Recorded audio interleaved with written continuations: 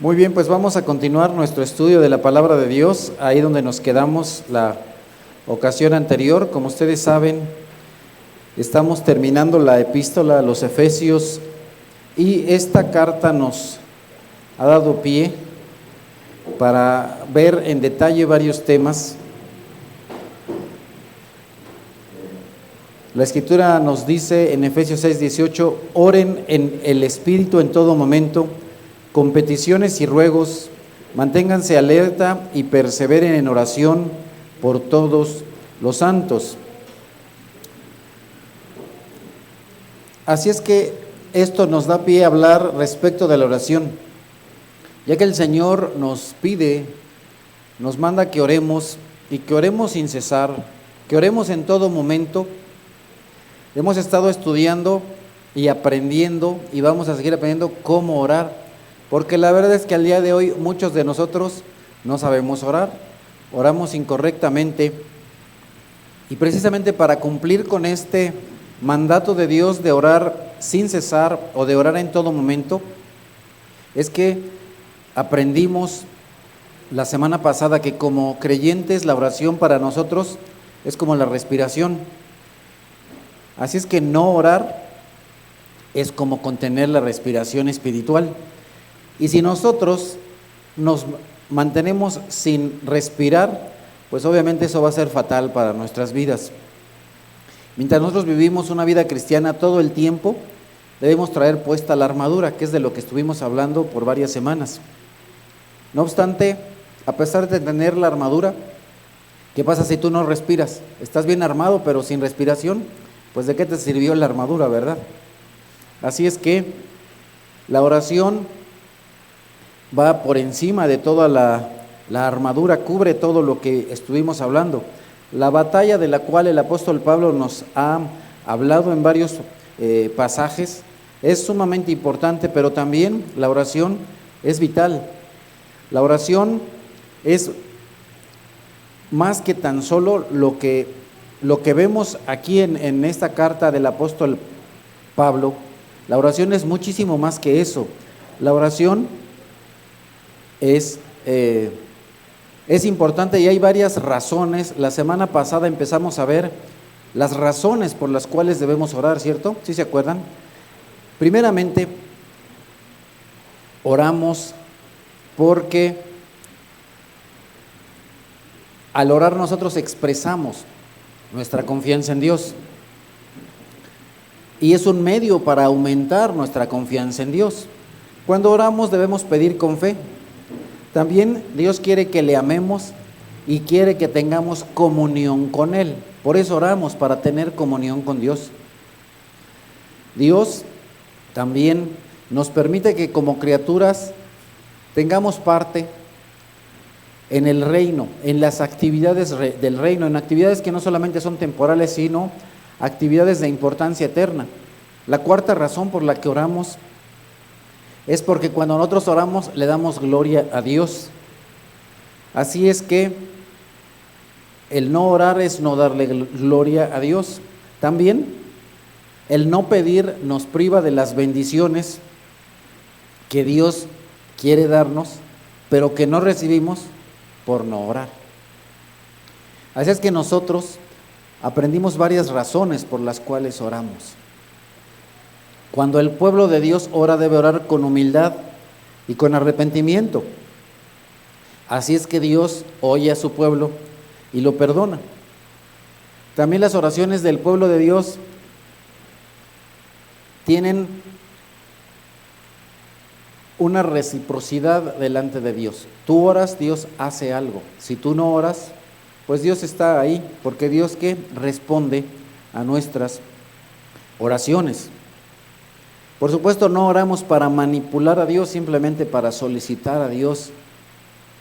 Todo eso es lo que aprendimos la semana pasada, por si no lo tenían tan claro. Y el día de hoy, no es cierto, vimos una última cosa. Si nosotros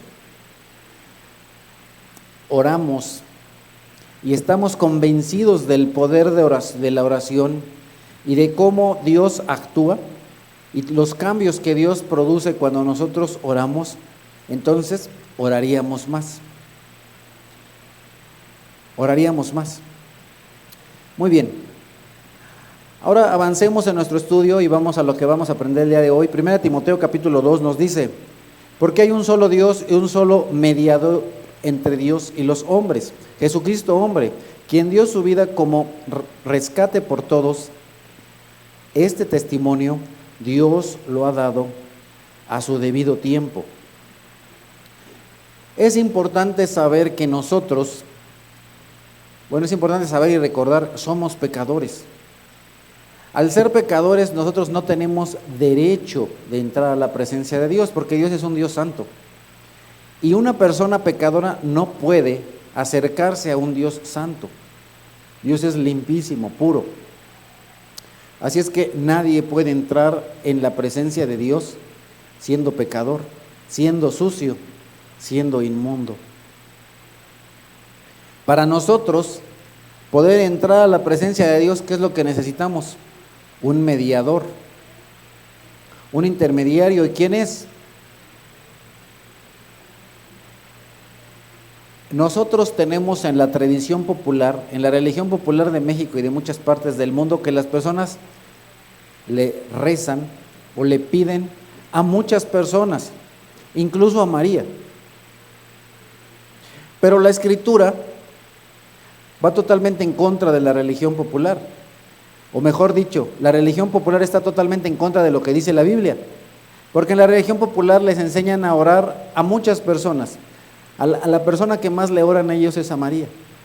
Tú no vas a encontrar en la Biblia, que es la palabra de Dios, una sola ocasión en la cual Dios les diga a las personas que le pidan cosas a María.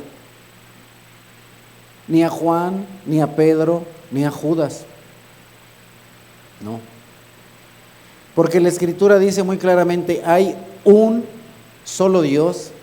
¿Cuántos dioses hay? Uno. Y hay un solo mediador entre Dios y los hombres. Un solo mediador, un solo camino. Dijo el Señor Jesús: yo soy el camino, la verdad y la vida. En Juan 14, nadie viene al Padre si no es por mí. Así es que cuando tú oras necesitas a un intermediario para poder llegar a Dios. ¿Quién es? Jesús. Hay un solo mediador entre Dios y los hombres, Jesucristo. Jesucristo. Hay un rezo que posiblemente si tú eras de ese grupo, te lo sabes. Les voy a hacer un pedacito, ¿no? Para que se lo recuerden. Santa María, Madre de Dios, ruega por nosotros. No, no. Ruega por Él y por nosotros los... No. Porque hay un solo mediador entre Dios y los hombres, Jesucristo. Un solo mediador. Y ese mediador no es María, no es Pablo. Es que lo que necesito es un novio. Por eso es que ya puse al negrito de cabeza y le estoy pidiendo. No, porque hay un solo mediador entre Dios y los hombres. ¿Quieres un novio? Pídeselo a Dios. Pídeselo a Dios, pero pídeselo bien, pídeselo santo, así como yo soy santo. Entonces regresamos. Para poder entrar a la presencia de Dios, necesitamos a Jesús. No obstante, posiblemente haya una pregunta. Bueno,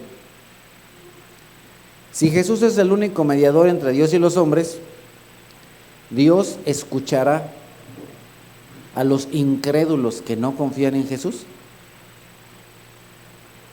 Entonces, pues son varias cosas. Primero, Dios es omnisciente, Dios es omnipresente, Dios lo ve todo y lo oye todo. Entonces, Dios escucha, más bien, hay que formular bien esta pregunta. Si nosotros decimos Dios escucha a los incrédulos, la respuesta es no. Pero si nosotros preguntamos ¿Dios oye a los incrédulos?, la respuesta es sí. ¿Sí sabemos todos la diferencia entre oír y escuchar? A ver, háganme un favor, y no es para evidenciar a nadie. Por favor, sin pena, levanten la mano los que sepan la diferencia entre oír y escuchar. Y los que no sepan la diferencia, no se avergüencen y no levanten la mano. Ok, excelente. Ok. En este momento todos me están oyendo. Pero posiblemente, si alguien en este momento está pensando en la ropa que dejó, o está platicando con el de al lado, aunque me está oyendo, no me está escuchando. Escuchar es prestar atención a la persona que te está hablando, ponerle atención. Ok, tú vas en el metro y en el metro muchas personas van platicando. Entonces tú escuchas muchas conversaciones.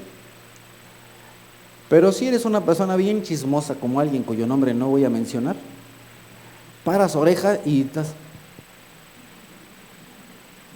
Y entonces después vienes con tu comadre y le dices, fíjate que iba en el metro y el de al lado dijo esto y esto y esto y esto y esto.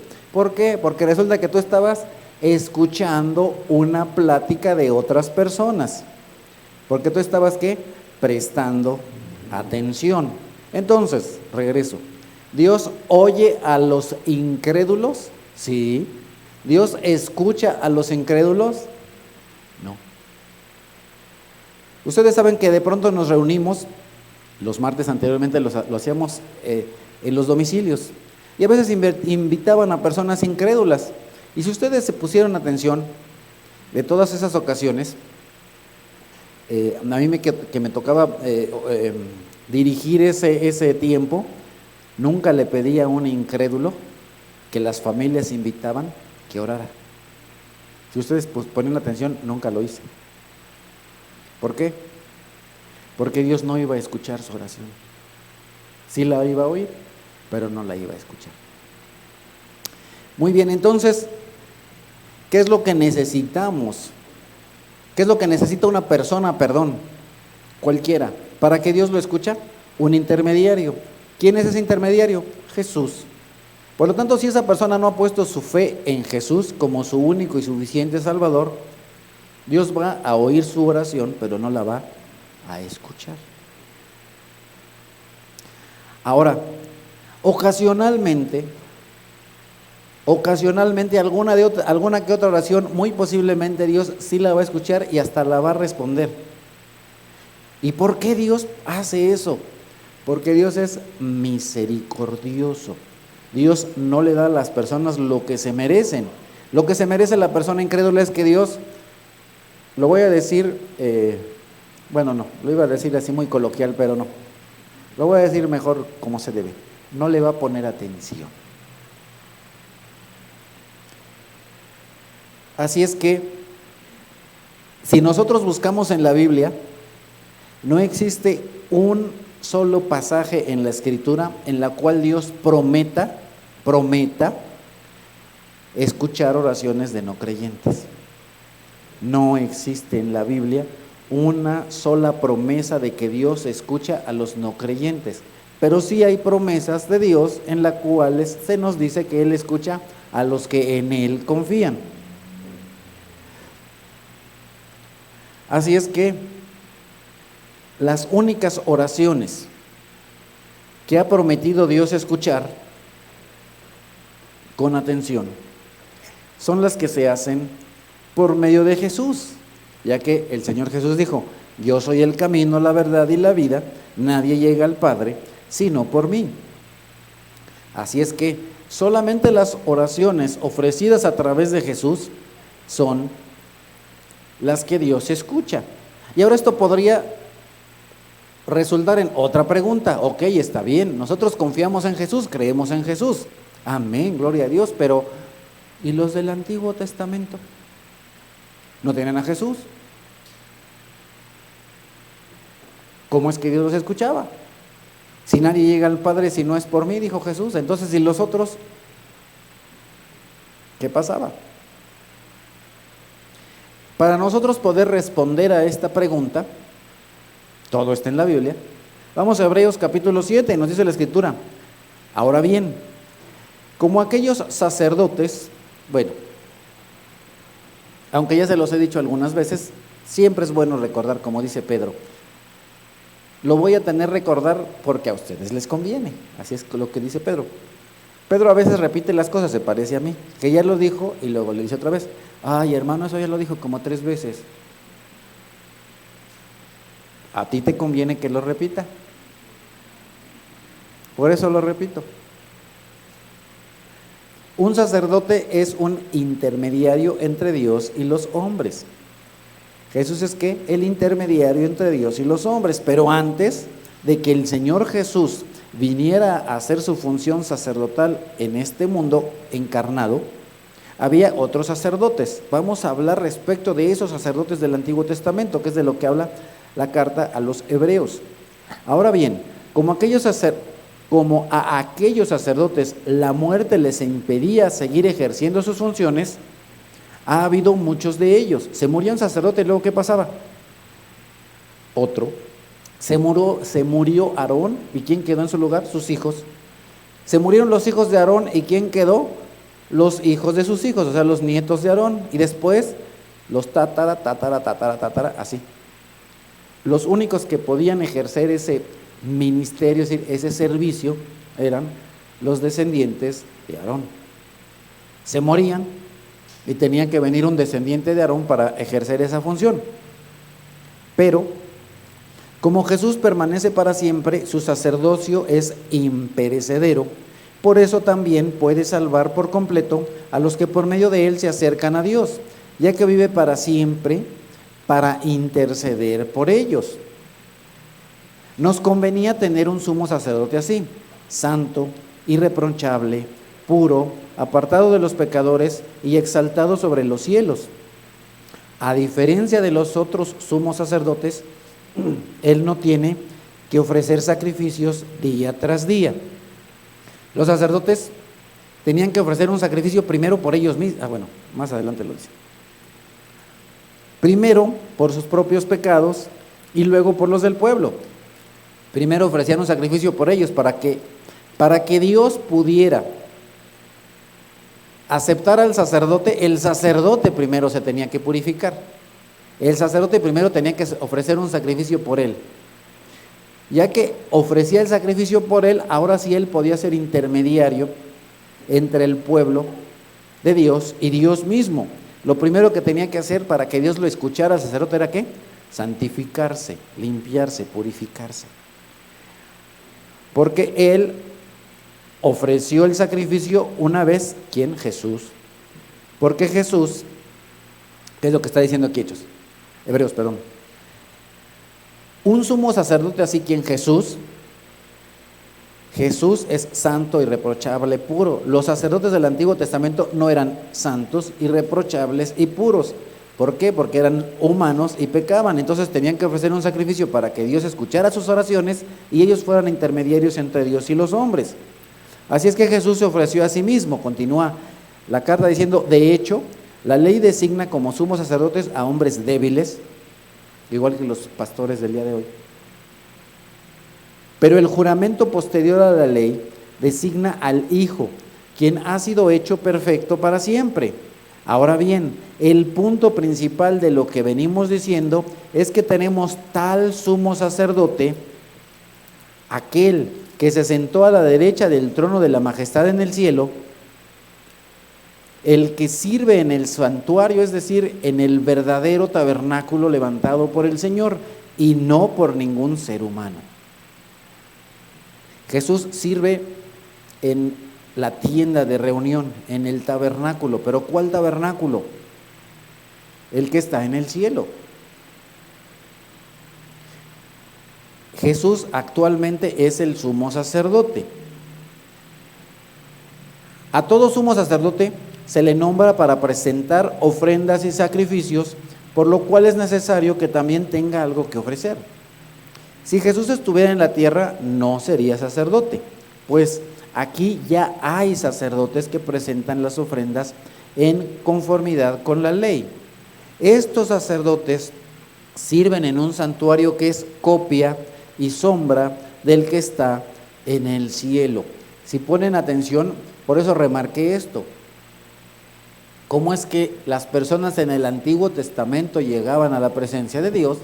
Por medio de los sacerdotes. ¿Y los sacerdotes eran qué? Una copia y sombra de Jesús.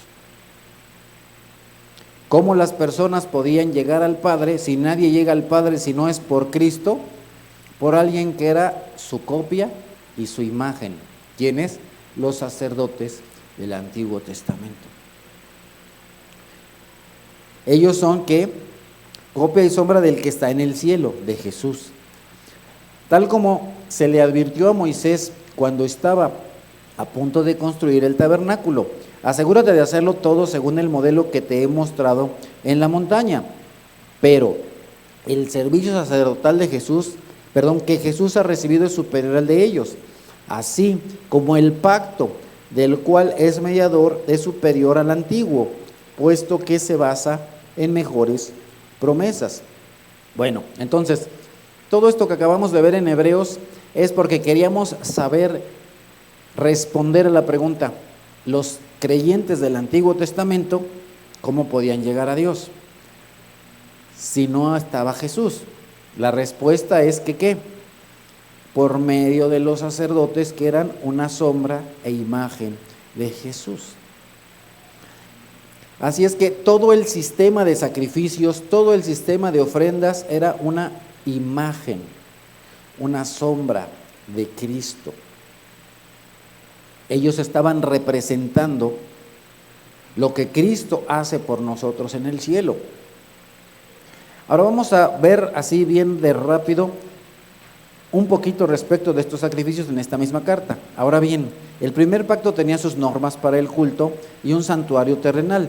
En efecto, se habilitó un tabernáculo de tal modo que en su primera parte, llamada el lugar santo, estaban el candelabro, la mesa y los panes consagrados. Tras la segunda cortina estaba la parte llamada el lugar santísimo, el lugar santísimo, el cual tenía el altar de oro para el incienso y el arca del pacto, toda recubierta de oro. Dentro del arca había una urna de oro que contenía el maná, la vara de Aarón que había retoñado y las tablas del pacto. Encima del arca estaban los querubines de la gloria que cubrían con su sombra el lugar de la expiación. Pero ahora no se puede hablar de eso en detalle. Lo mismo que dice él, lo digo yo. Ahorita no vamos a hablar de eso en detalle. Así dispuestas todas estas cosas, los sacerdotes entran continuamente en la primera parte del tabernáculo para celebrar el culto. Pero en la segunda parte entra únicamente el sumo sacerdote y solo una vez al año,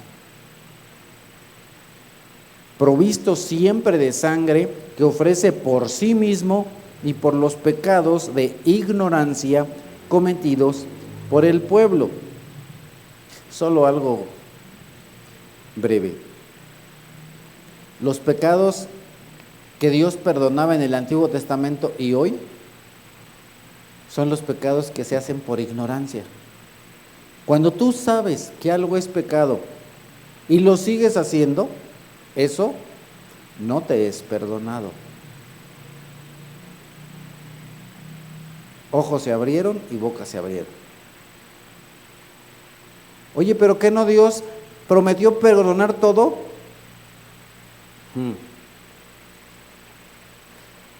La misma carta a los Hebreos dice que si nosotros pecamos obstinadamente, una vez teniendo el conocimiento, lo que nos espera es el castigo, el infierno.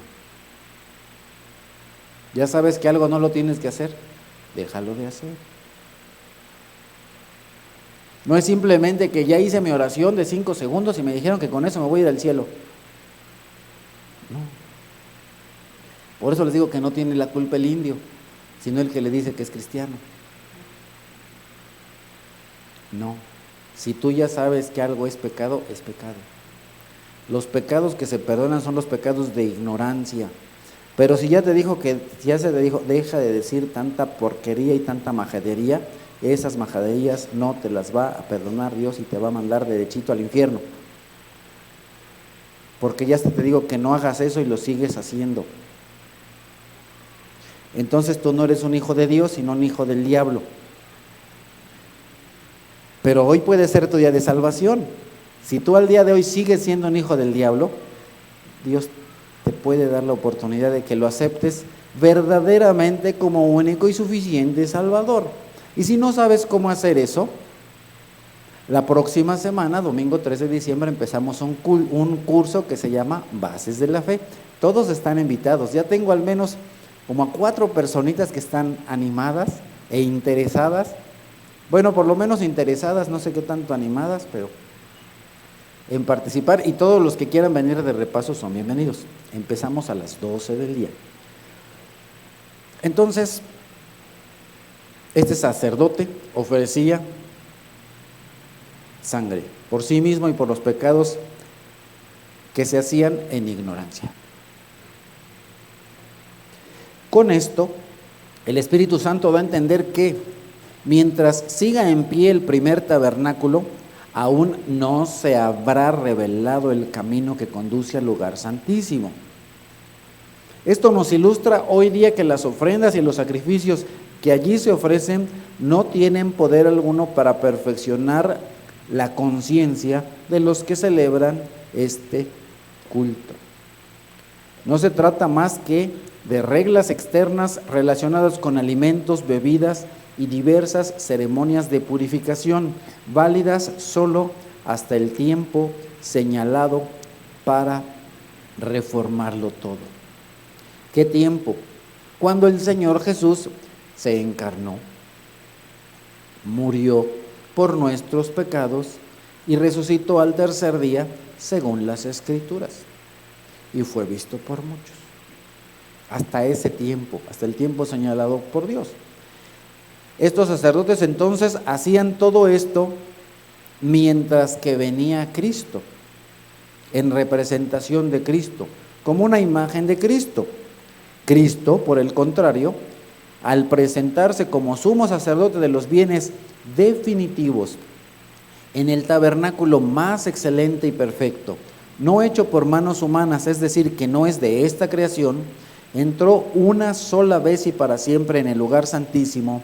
No lo hizo con la sangre de machos, cabríos y becerros, sino con su propia sangre, logrando así un rescate eterno.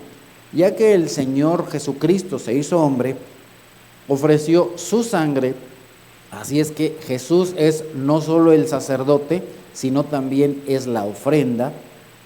Él es el sacerdote, Él es la ofrenda, y como su sangre es perfecta, porque Él es perfecto, y como Él es eterno, entonces la salvación es eterna.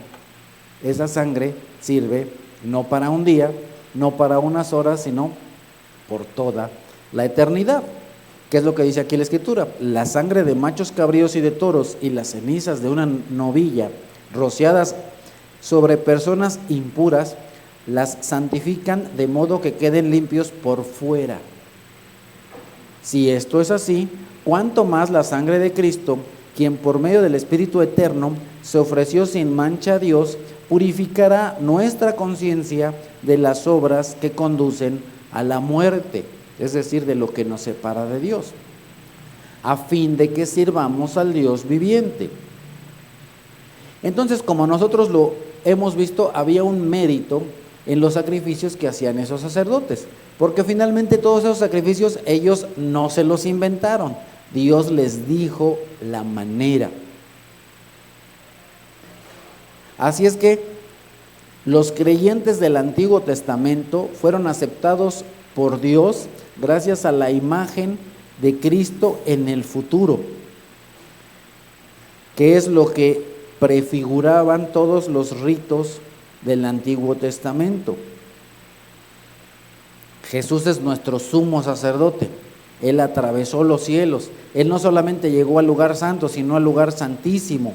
Precisamente por eso es que nosotros podemos llegar al lugar santísimo, gracias a que Él entra en nuestra representación. nosotros, así es que ya no nos quedamos ni siquiera en el atrio, ni en la tienda de reunión, ni en el lugar santo, sino vamos hasta el lugar santísimo. ¿Gracias a qué? Y gracias a que Jesús es perfecto, puro, y al entrar Él en nuestra representación, nosotros entramos hasta el lugar santísimo. ¿Pero de qué estamos hablando? De la oración. Así es que nuestras oraciones llegan directamente a la presencia de Dios, derechito y sin escalas. ¿Gracias a quién? A Cristo. Gracias a Jesús.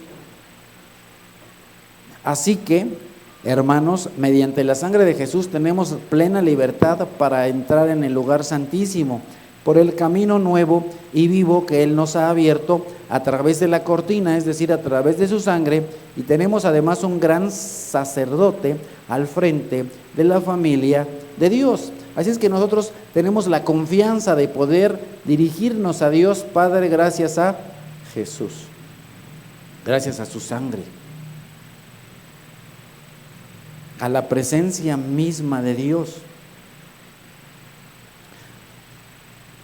Si nosotros no tenemos al mediador Jesús, estamos perdidos. Pablo nos enseña en la carta a los Romanos en el capítulo 3, de hecho no hay distinción, pues todos han pecado y están privados de la gloria de Dios. Todas las personas de este mundo, las que viven hoy y las que han vivido durante todo el tiempo en este mundo, están privados de la gloria de Dios. ¿Por qué? Por sus pecados. ¿Qué es lo que nos aparta de Dios? El pecado. El pecado nos priva de la presencia de Dios, de la gloria de Dios, pero por su gracia son justificados gratuitamente mediante la redención que Cristo Jesús efectuó. Oye, me invitaron a la iglesia y me dijeron un montón de palabras que ni entiendo. Bueno, no podemos ver lo bueno, lo hermoso, lo maravilloso que es Dios por nuestro pecado, pero a pesar de ser pecadores, Dios nos declara justos. Somos justificados. En esta semana, por ejemplo, a José Manuel, regresando del culto unido, le dio una infección. Y entonces, pues, lo llevamos al médico y le dieron un justificante. Entonces pregunta, Jesús, digo, José, ¿faltó a sus clases? La respuesta es sí. Y después la otra pregunta es, ¿le pusieron faltas? La respuesta es no. No fue a la escuela, pero no tiene faltas. ¿Cómo es eso? Porque tiene un justificante. Alguien justificó para decir que no le pongan falta. Eso es ser justificados. Nosotros tenemos faltas, pero no se nos pone la falta porque tenemos a alguien que nos justifica. Y el que nos justifica no es un médico, sino Cristo Jesús. Nos justifica de nuestras faltas. Ahora, redención. Nosotros teníamos una deuda con Dios y Cristo pagó nuestra deuda. Así es que somos redimidos. Somos personas a las que alguien les pagó su deuda. ¿Quién? Un redentor. ¿Alguien que pagó? ¿Quién pagó? Cristo. Cristo Jesús hizo el pago de nuestra deuda. ¿Cómo es que Cristo pagó? Dios lo ofreció como un sacrificio que echa fuera, expiación es eso, que echa fuera el pecado. Nuestro pecado es echado fuera. ¿Por qué? Por Cristo. ¿Y cómo es que nosotros podemos echar fuera de nuestra persona, de nuestro ser, el pecado? Por medio de la fe, es decir, creyendo en Jesús.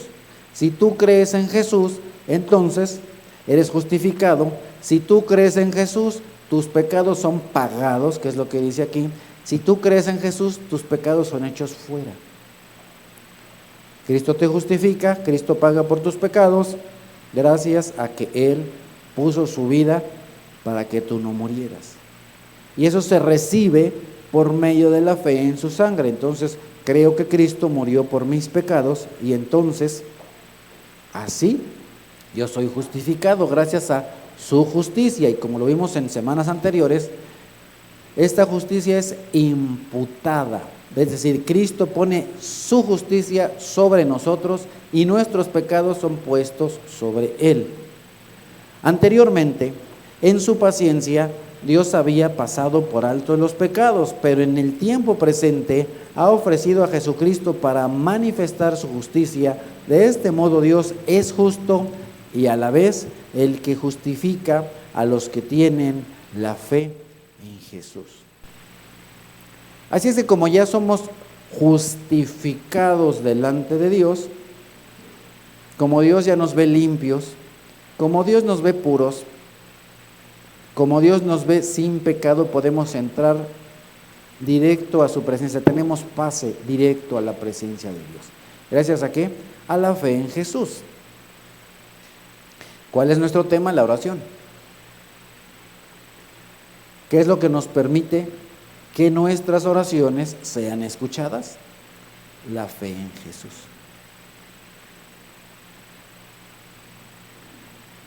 Si tú hasta el día de hoy has orado mucho a Dios y le has pedido mucho a Dios, posiblemente digas, es que Dios no me escucha.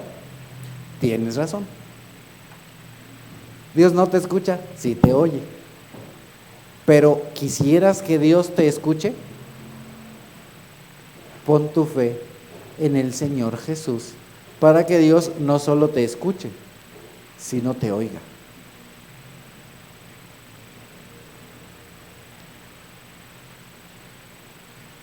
Santiago dice, ustedes oran, pero piden mal, oran mal, no saben orar.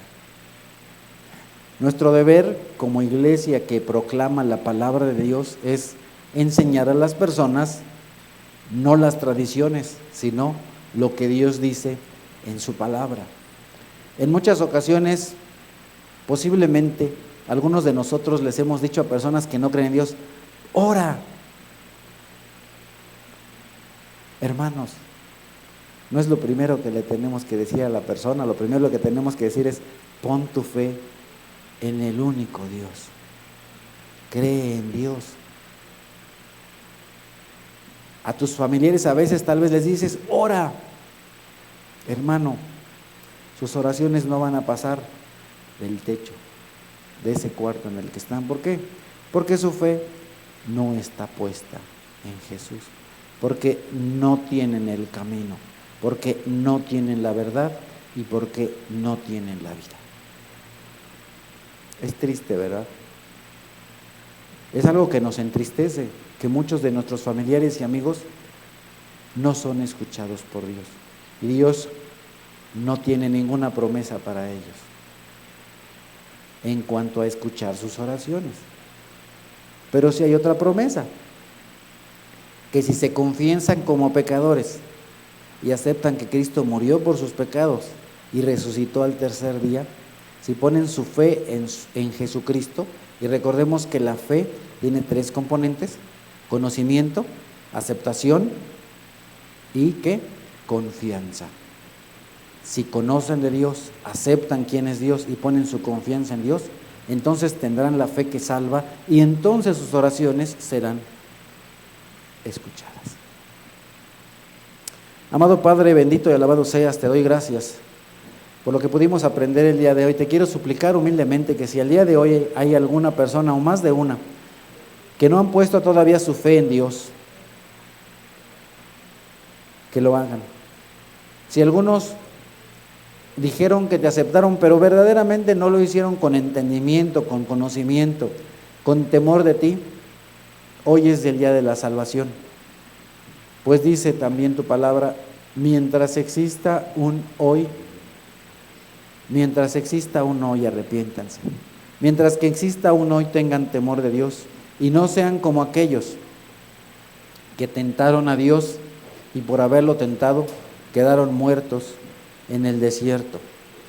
Ayúdanos, Padre, para que las personas que se encuentran aquí, no sea que por incredulidad, por amargura en su corazón, dejen de alcanzar la gracia que tú prometes. Que por eso, por esa incredulidad, sus oraciones sean estorbadas y no lleguen más que a unos cuantos centímetros. Por favor, Señor, ten piedad de ellos, ten misericordia de ellos, pero también de nosotros. Y Santo Señor, te damos gracias porque tú nos escuchas, porque tú prometes escucharnos. Te damos gracias porque en tu misericordia, que es grande, y tu gracia nos has concedido la salvación a través de Cristo Jesús. Te bendecimos, amado Padre, en el nombre precioso de Cristo Jesús. Amén.